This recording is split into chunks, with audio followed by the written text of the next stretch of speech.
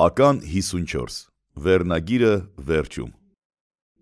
90-ականների մի շրջան Դավթաշենի գյուղի գլխավոր փողոցի աջ ու ձախ մայթերին մեկը մյուսի հետևից հավի գրիլ պատրաստելու սարքեր տեղադրեցին։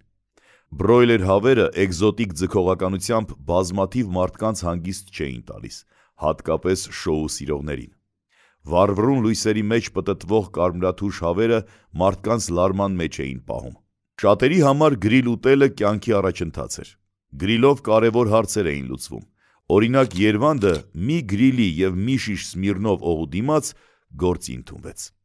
Իհարկե ավտոբուսի տոմսավաճառը ամենաեկամտաբեր գործը չէր, բայց անգործ մնալուց հաստատ լավ էր։ Քանի որ Դավթաշենի գյուղի փողոցում գրիլի բիզնեսը զարգացում էր ապրում, շատերն անվանում էին գրիլանոցի փողոց։ Անկախ նրանից, թե փողոցը ում անունն էր կրում, այն նաև ճանաչված էր իր մայթերին տեղի ունեցող անցուդարձի շնորհիվ։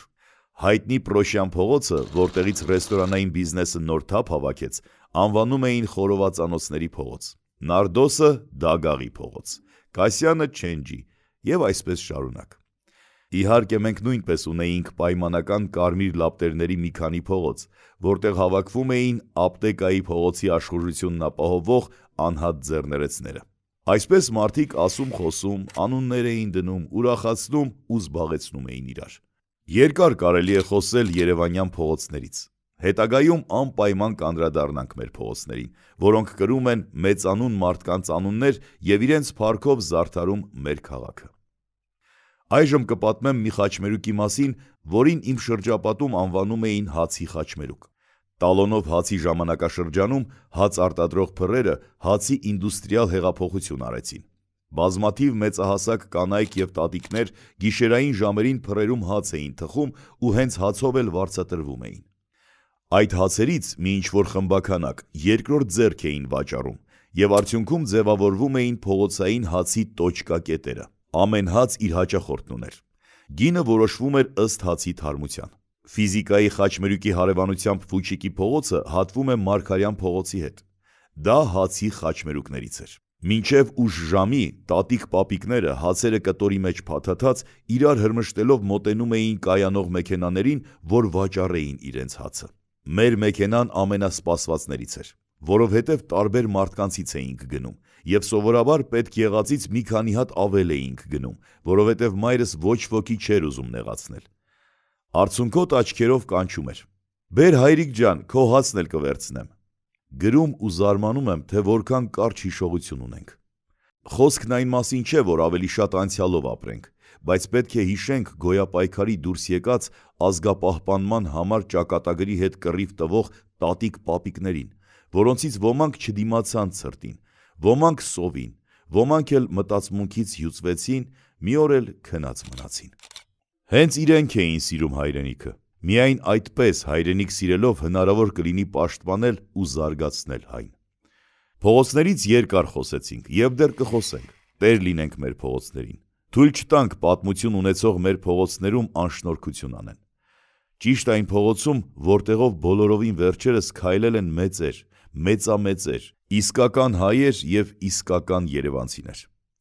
90-ականներին մենք շատ մեծանուն հայերի ժամանակակիցը եղանք։ Լարված ժամանակներ էին, խառը կյանք էր, բայց այդ խառը կյանքը մեզ հետ կիսում էին տարբեր բնագավառներից մեծեր, փառահեղ անուններ, որոնց հետ միևնույն ժամանակի մեջ ապրելու բախտ ունեցանք։ Ծնվելը ինքնին բախտի հարց է։ Եթե բախտդ բերել է և հենց դու ես ծնվել, արդեն բախտավոր ես։ Նույնիսկ առանց շաքար կյանքն ավելի քաղցր է, քան շաքար տված մուրաբան։ Պապայարև մարդ պիտի բախտ ունենա էլի, հո զոռով չի։ Դե վերջացրեք քաբլիցի։ Ինչ անեմ։ Ոչինչ մի արեք, ուղղակի ինձ հանգիստ թողեք քաբլիցի, խնդրում եմ։ Ինչ լիցնեմ։ Պապայարև, նորմալ բան ասա, կոնկրետ ինչքան տան, որ գործս առաջ գցես։ Պրոստո տես չի ձևը էլի։ Ինձնից առաջ ով մտավ մոտը, թղթերը ձեռը ուրախ դուրս եկավ։ Պապայարև, այդ մեջների անբախտը ես էի։ Պապայի արև վրդոն ամեն նախադասության սկզբում և վերջում միատոն երդվում էր։ Դրա համար նրան անվանում էին Պապայի արև վրդո։ Լսի, Պապայի արև, դու գարաժից թուղթը սարքի, ես գնամ մի հատ գժական գրիլ բերեմ, Պապայի արև մատները թեթը կուտես։ Լսեք, հանգիստ թողեք ձեր հորը։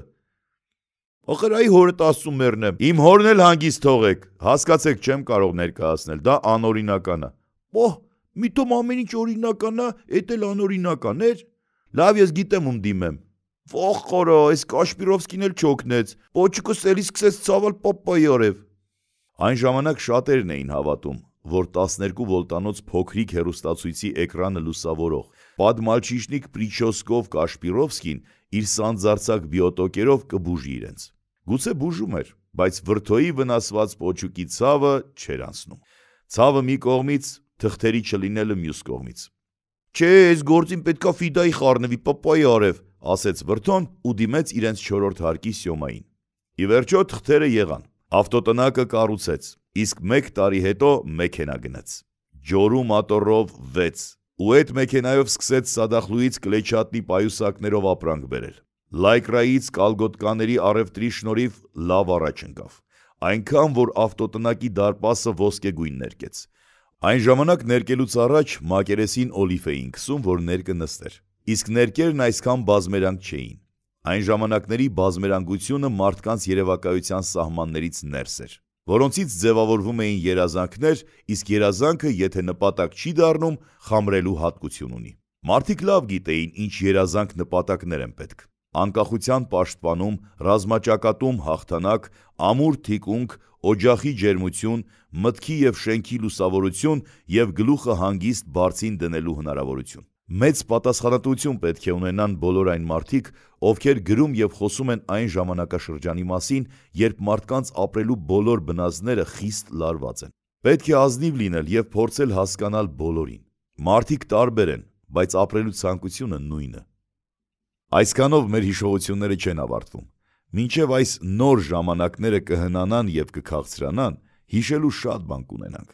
բայց հիշել և եզրակացություններ չանելը, կարծում եմ, ժամանակի կորուստ է։ Ինչպես վրդոն կասեր, պապայի արև։